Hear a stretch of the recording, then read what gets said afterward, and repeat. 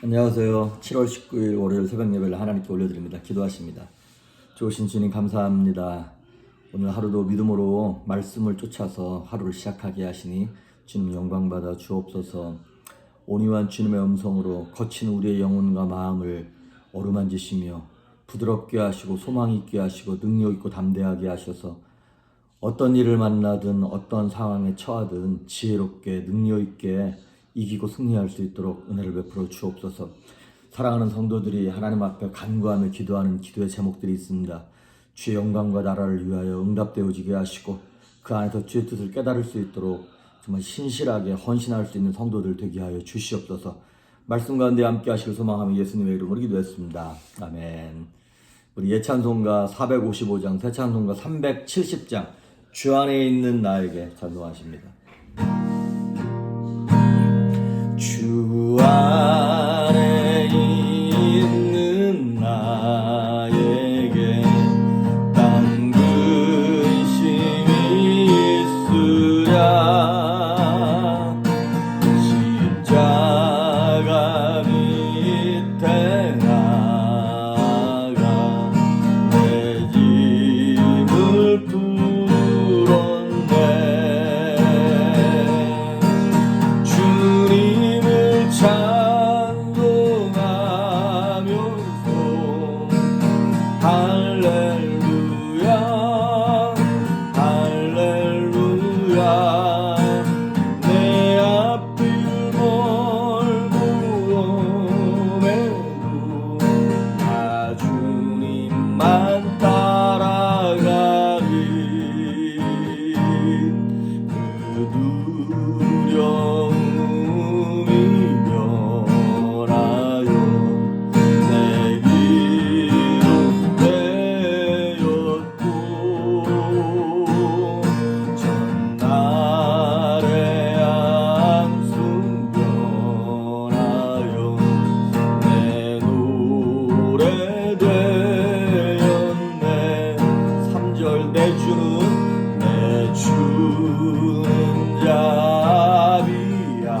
자비하셔서 늘 함께 계시고 내 붕괴 밤을 아시고 늘 채워주시네.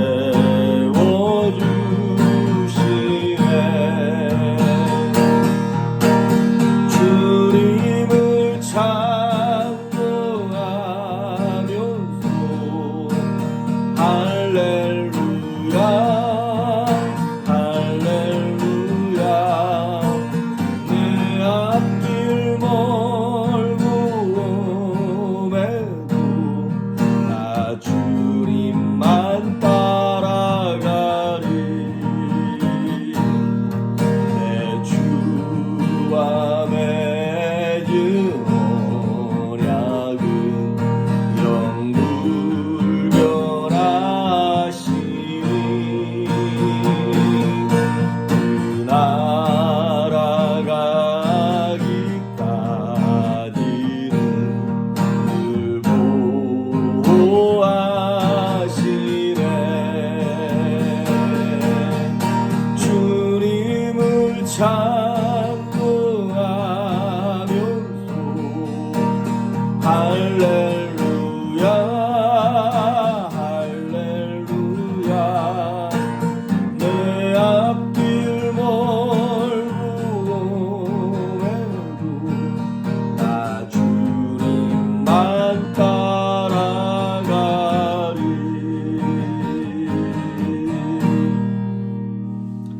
아멘. 오늘 우리에게 주시는 말씀은 사도행전 20장입니다. 20장 7절에서 12절에 있는 말씀까지 보십니다. 사도행전 20장 7절에서 12절까지. 그 주간의 첫날에 우리가 떡을 떼려 하여 모였더니 바울이 이튿날 떠나고자 하여 그들에게 강론할세 말을 밤중까지 계속하매 우리가 모인 윗다락에 등불을 많이 켰는데 유두고라 하는 청년이 창에 걸터 앉아 있다가 깊이 졸더니 바울이 강론하기를 더 오래 하매 졸음을 이기지 못하여 3층에서 떨어지거늘 일으켜보니 죽었는지라.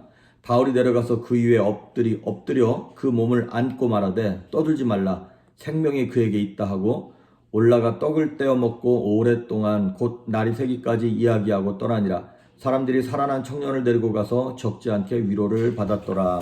아멘.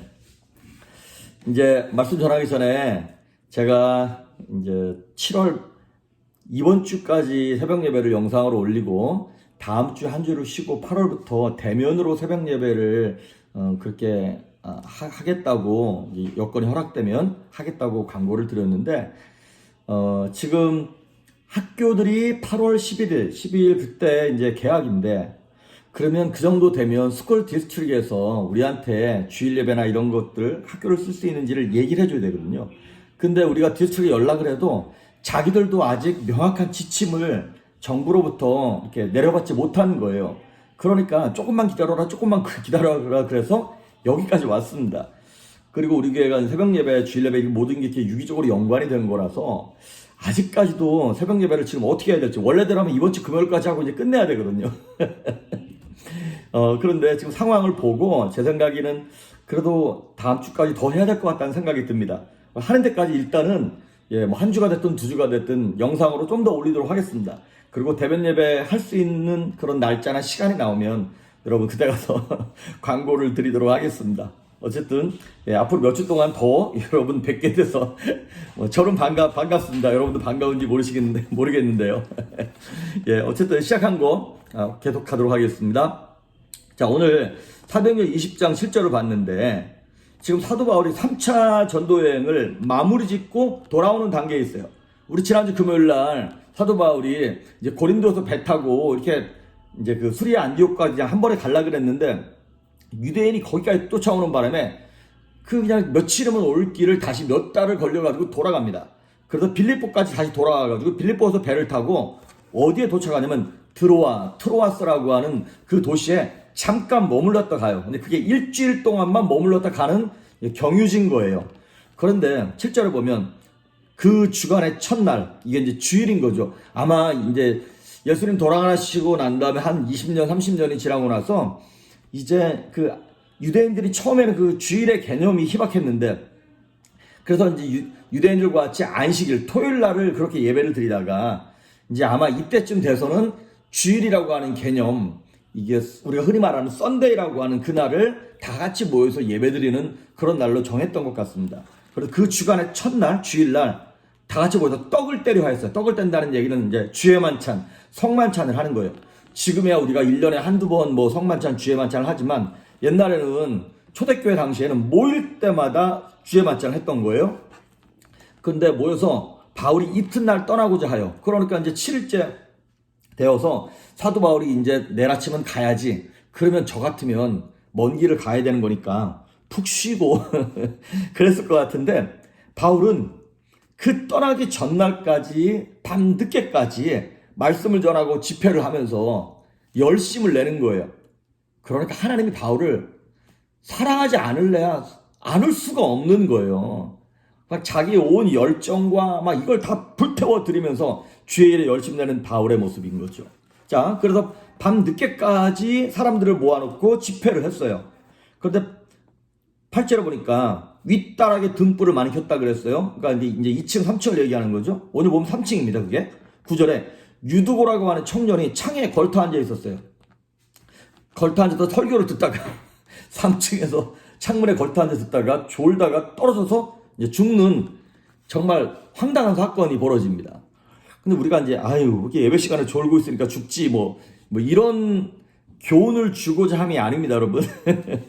여기서 아마 이 당시 대부분의 크리스찬들은 이제 그 하층민들에게 복음이 먼저 들어갔죠. 예수님께서 이 복음을 가난한 자, 세리와 창기들 이런 사람들에게 먼저 이렇게 복음이 늘 전파되기 때문에 그 당시 대부분의 성도들은 노예들이었고 하인들이었습니다.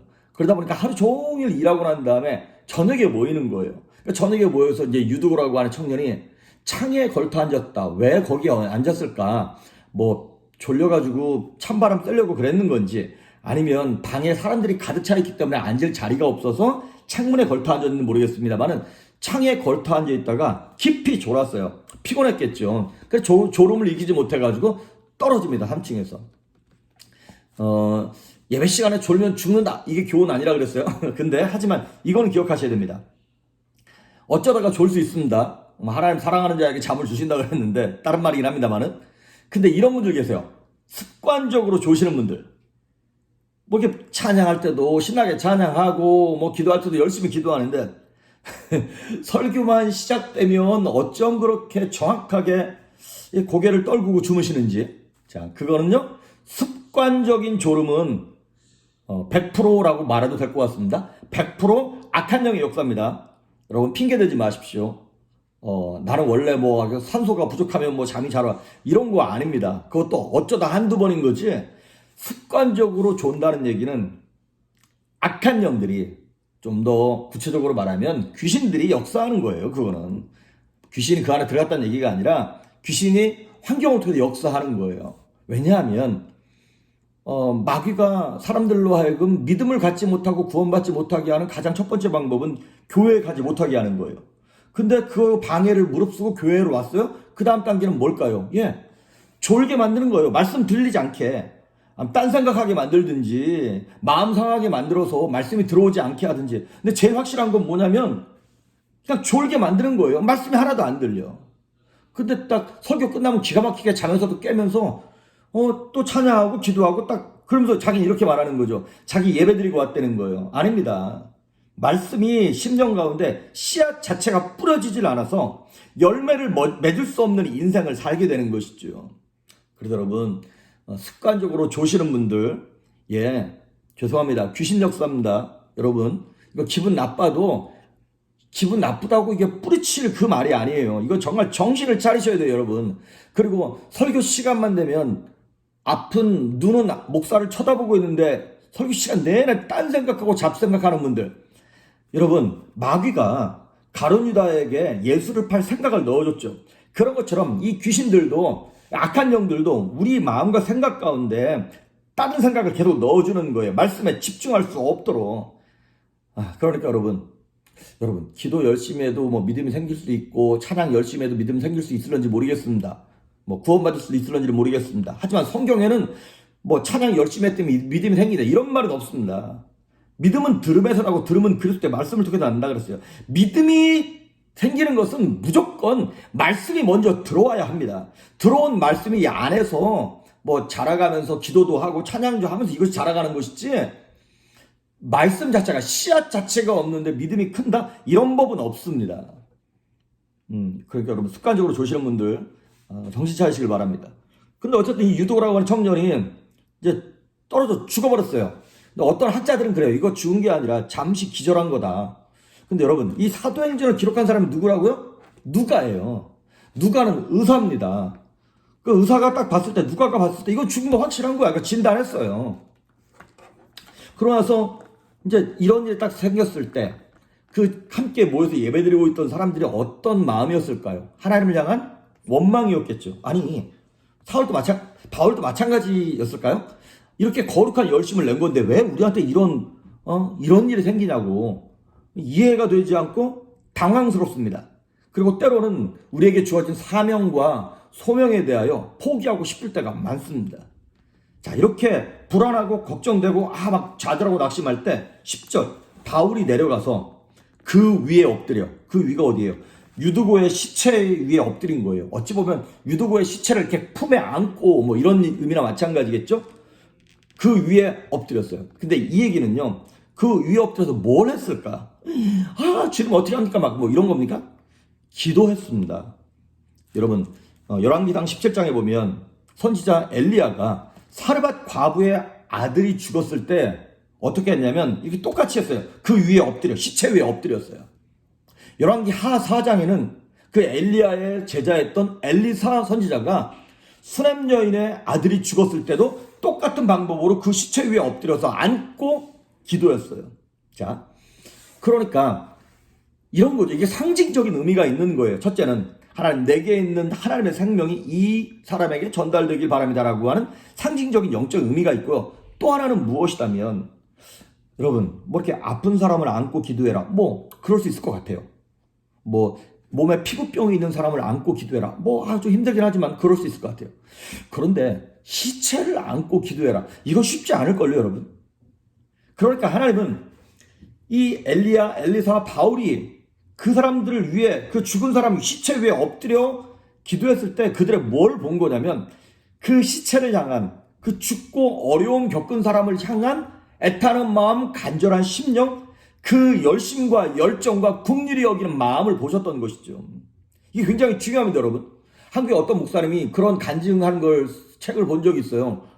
자기한테 어떤 사람이 왔는데 온몸에 피부병이 돌아가지고 문둥병처럼 온몸이 다 골맞더래요. 근데 하나님이 자기한테 마음의 감동을 주시기를 이거 다 입으로 빨아가지고 다 하라는 거예요.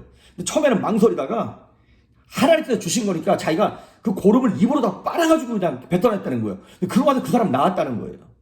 하나님께서 우리에게 보기를 원하시는 것이 바로 그겁니다. 여러분, 기도의 방법이 있나요? 기도할 때는 찬양을 먼저 하고 회개하고 그 다음에 간구를 하고 이게 기도의 방법인가요? 여러분, 기도에는 방법이 없습니다. 두 가지 원칙만 있을 뿐입니다. 기도에는 두 가지 원칙이 있어요. 첫째, 누구에게 할 것인가? 기도를 하긴 하는데 뭐 다른 잡신에게, 우상에게, 그건 기도가 아닌 거죠. 기도는 살아계신 하나님께 성령의 감동을 받아 예수 이름으로 하는 게 기도예요. 이게 첫 번째 원칙이에요. 그리고 두 번째 원칙, 기도는 뭐냐면 그냥 대충 하는 것이 아니라 간절해야 합니다. 간절히 기도할 때 하나님 들으시고 응답하시는 거예요. 아유, 들어주시려면 들어주시고 말라면 마십시오. 이건 예수 이름으로 기도해도 안 되는 겁니다. 간절함을 하나님이 요구하고 계세요. 예수님께서 이 땅에 계실 때에 수많은 기적을 일으키고 죽은 사람을 살리고 무리를 걷고 막 역사를 일으켰어요. 말씀을 전하시고. 그런데 예수님께서 이 땅에서 수많은 사역을 하셨을 때 단 한 번도 예수님이 막 죽을 똥 살똥 열심을 내면서 온몸에 기를 모아가지고 막 죽은 사람을 살리려고 애를 쓰고 이거 내가 무리를 걷다가 빠지면 어떡하지? 그래서 막 달달달 떨면서 막 진땀을 흘리면서 기적을 행하시는 이런 법은 없어요.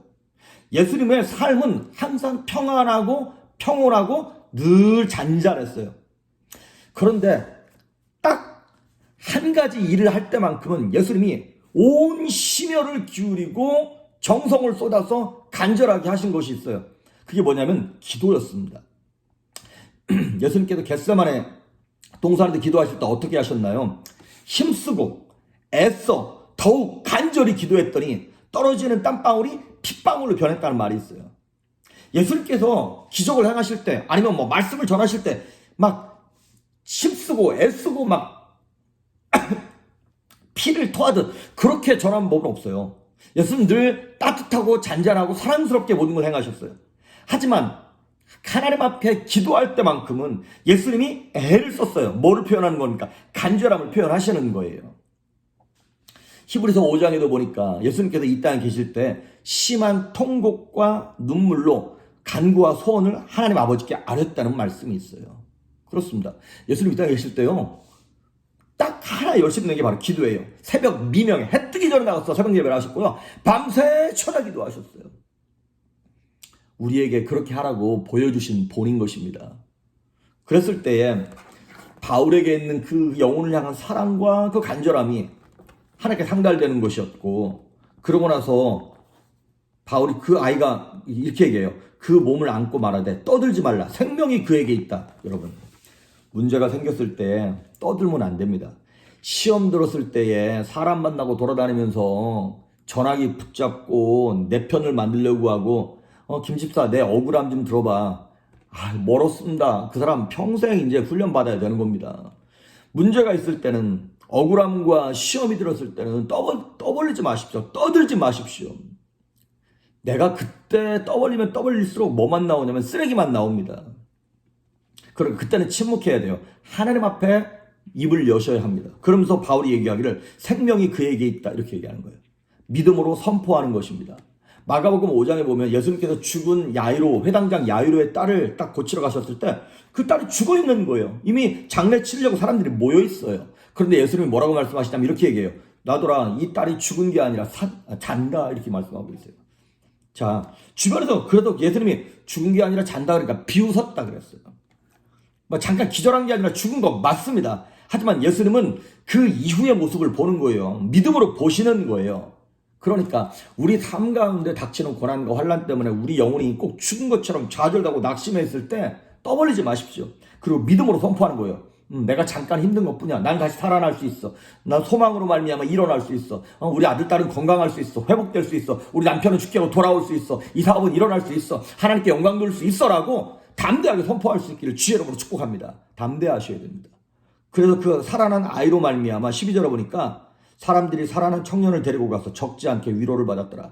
예, 처음에는 이 사건이 일어났을 때 왜 우리한테 이런 일이라고 하면서 하나님을 원망했어요.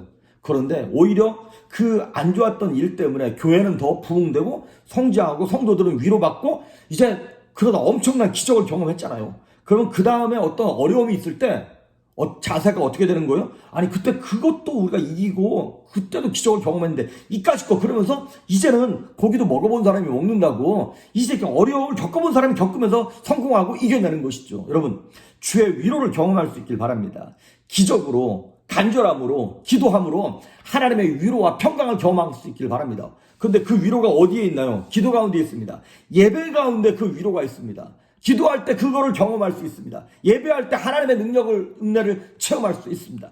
오늘 이 말씀을 붙잡고 하나님 내 삶에 죽었던 유두고가 살아나게 하십시오. 기적을 경험케 하십시오라고 간구함으로 오늘도 승리하는 여러분 될 수 있기를 주의 이름으로 축복합니다. 기도하십니다. 좋으신 주님 감사합니다. 우리 삶 속에 예기치 못한 사건이 일어납니다. 청년이었던 유두고가 좋은 일 하려다가 떨어져 죽었습니다. 하지만 하나님은 그 사건을 통하여 살아나게 하시고 성도들로 하여금 위로받게 하셨습니다. 내가 겪는 어려움과 곤란으로 말미암아 때로 하나님을 원망하고 하나님 앞에서 불신앙의 모습으로 섰을지라도 우리의 모습을 용서하시며 이제 하나님 앞에 전심으로 기도하며 간절함으로 부르짖었을 때 위로를 경험하게 하시고 기적을 체험할 수 있도록 내 안에 죽었던 유두고를 살려 주시옵소서. 회복되게 하여 주시옵소서. 감사드리고 예수님의 이름으로 기도했습니다. 아멘.